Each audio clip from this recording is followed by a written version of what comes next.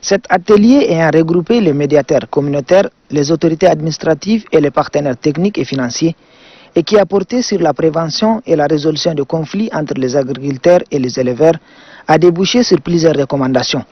Dans ces efforts de médiation, les acteurs impliqués sollicitent des plus hautes autorités l'amélioration et la vulgarisation du cadre légal régissant l'exploitation des ressources naturelles, le renforcement de l'autorité de l'État, de la création des périmètres pastoraux pour les activités pastorales, l'adaptation de la stratégie nationale de développement agro-pastoral au contexte de chaque province et la mise en valeur des OADI et des polders par des moyens de production modernes. Après avoir attentivement suivi ces recommandations, le ministre de l'Élevage et des Productions Animales a promis d'examiner celles-ci pour des réponses adéquates. Que je puisse vous rassurer ici que l'importance des besoins exprimés n'est pas à démontrer. Ce sont des besoins réels. Eh bien, nous mettrons à contribution les services de l'État.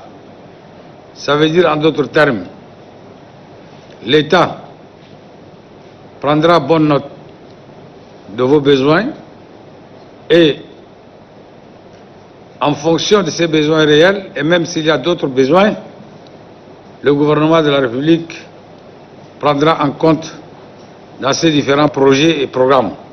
Le Centre pour le dialogue humanitaire ayant constaté la récurrence des conflits agriculteurs et éleveurs dans le Sahel, voudrait à travers de telles rencontres s'appuyer sur les mécanismes endogènes et traditionnels pour faciliter la résolution de ces conflits préjudiciables à la cohésion sociale et à la paix en général.